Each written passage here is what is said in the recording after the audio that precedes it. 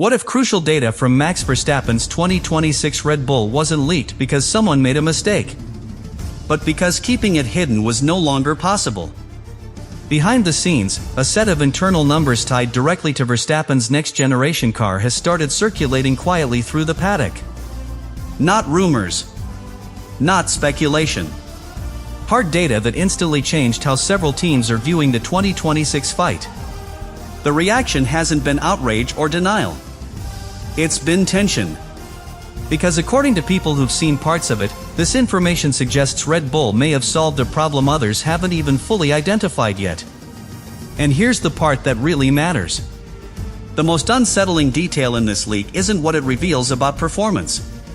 It's what it implies about how far ahead Red Bull might already be thinking, and why, once you understand that, you'll want to stay very close to how this story unfolds next. Once the leak began circulating, the first reaction inside rival teams wasn't disbelief. It was recalculation. Because the figures being discussed didn't point to a single breakthrough or a clever trick. They suggested alignment. Chassis behavior, energy deployment, aero efficiency, and driver input all converging around a profile that looks unnervingly complete for this stage of development. That's what immediately raised concern. Not that Red Bull found speed, but that they appear to have removed instability from the equation far earlier than expected. What makes this data so disruptive is how little of it appears speculative. These aren't optimistic projections or best-case scenarios. They're numbers generated under conservative assumptions. Wide operating windows, stable thermal margins, repeatable deployment patterns. In other words, the kind of data teams usually don't see until much later in a regulation cycle. That's why the leak didn't spark excitement. It sparked silence. Silence is what happens when people realize the problem isn't catching up on pace, but catching up on structure. At the center of this is how the car behaves over a full stint. Not peak lap time. Not qualifying performance. But consistency. According to those familiar with the data, Verstappen's 2026 Red Bull shows unusually low degradation sensitivity across different energy modes. That implies a car designed to live comfortably in multiple operational states without losing balance. If accurate, that changes how races are controlled. It allows strategy flexibility without compromise. And that kind of freedom is what turns good cars into era-defining ones. What's also unsettling is how naturally this profile appears to fit Verstappen himself. The data doesn't suggest a car that demands adaptation. It suggests one that amplifies his instincts. Strong front-end confidence. Predictable rotation under energy recovery.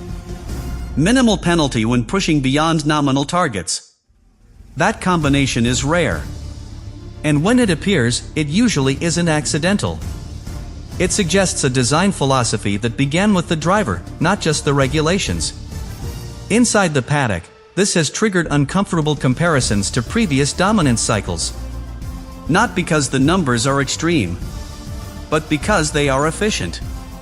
Efficient designs are harder to challenge because they don't rely on fragile advantages. They don't need constant protection. They survive clarification, cost caps, and incremental changes.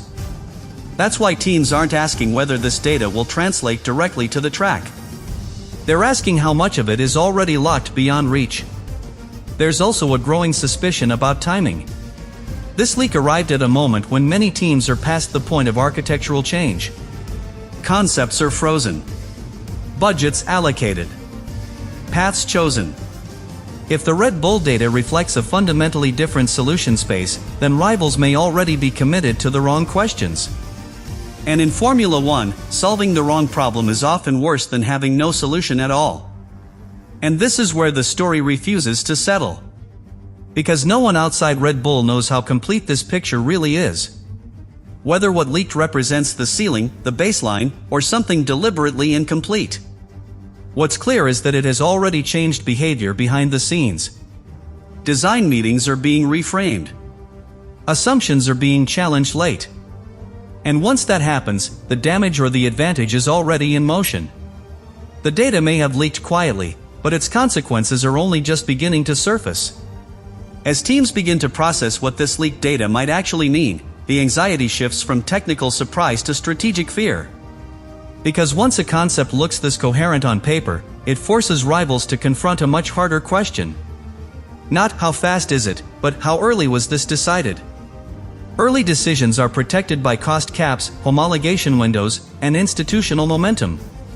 If Red Bull reached this level of clarity sooner than everyone else, the advantage isn't measured in tenths. It's measured in years of development direction that others can no longer revisit without tearing everything apart. One of the most unsettling aspects of the leak is how little it relies on edge case conditions. The data suggests performance that doesn't collapse when variables change. Different fuel loads, different deployment strategies, different aerodynamic sensitivities.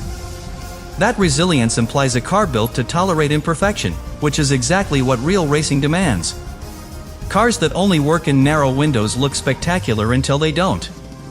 Cars that work everywhere tend to dominate quietly, without drama. This has led to an uncomfortable reassessment of Red Bull's internal process. The suspicion isn't that they found a shortcut. It's that they asked the right questions earlier than anyone else. Instead of chasing peak numbers, they appear to have prioritized controllability. Instead of maximizing one system, they balanced many. That mindset doesn't show up suddenly. It's the result of a culture that commits to an idea before certainty exists and accepts the risk that comes with it. There's also a growing belief that this data represents only part of the picture. Not a finished product, but a deliberately conservative snapshot. Teams familiar with Red Bull's history know this pattern well. Show enough to suggest strength. Hold back enough to preserve flexibility.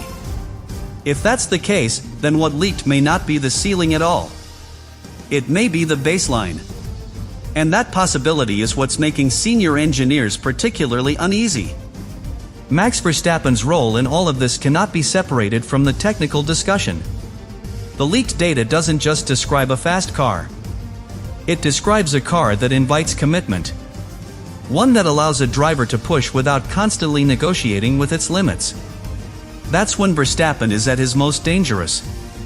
When the car stops asking questions and starts responding to instinct. If the 2026 Red Bull offers that relationship from the start, the competitive dynamic changes immediately.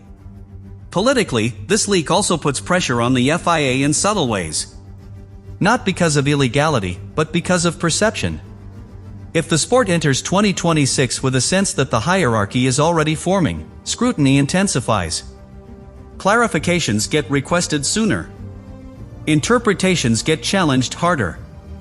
Every regulation detail becomes a battleground. And once that process begins, it rarely stops until something breaks the narrative.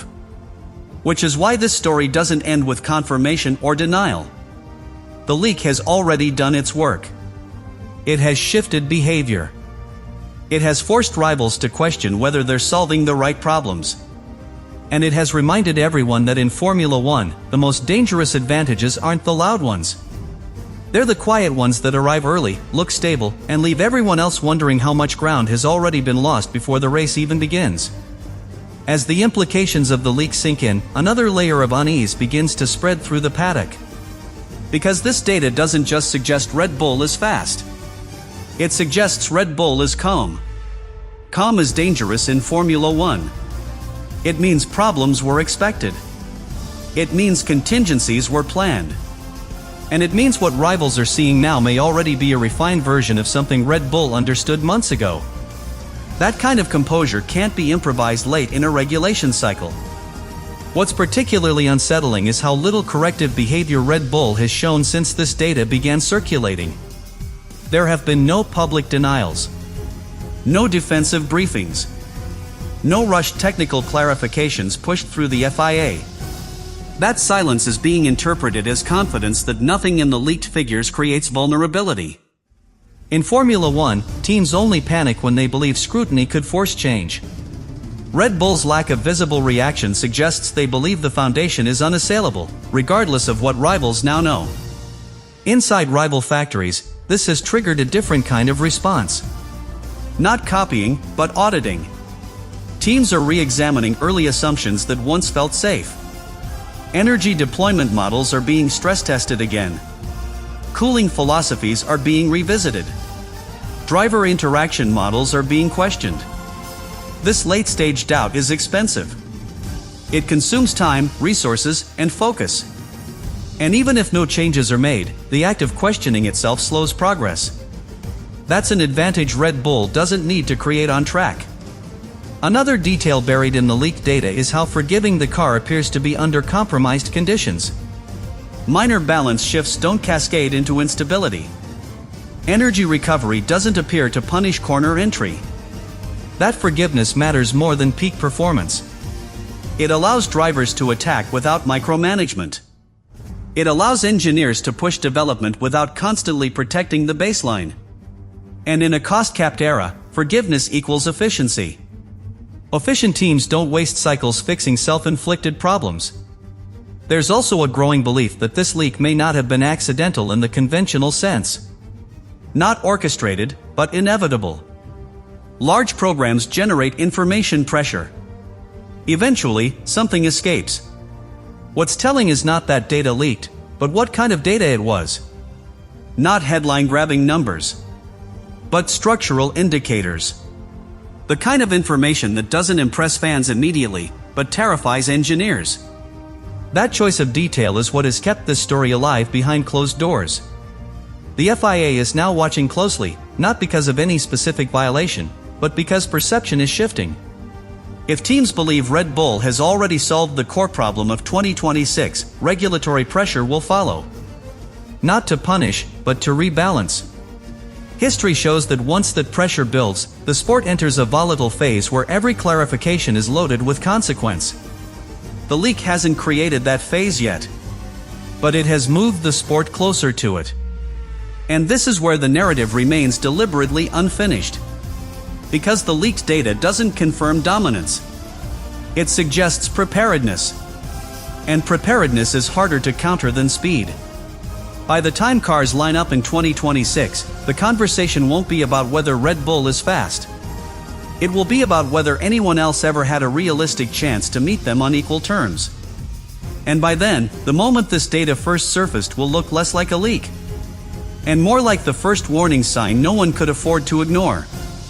As the fallout from the leak continues to ripple outward, another consequence becomes increasingly clear. This information has changed how rivals think about inevitability. Before, 2026 was seen as a wide-open reset, a chance for everything to reshuffle. Now, that assumption feels fragile. If Red Bull's leaked data reflects a concept already converging, then the reset isn't neutral anymore.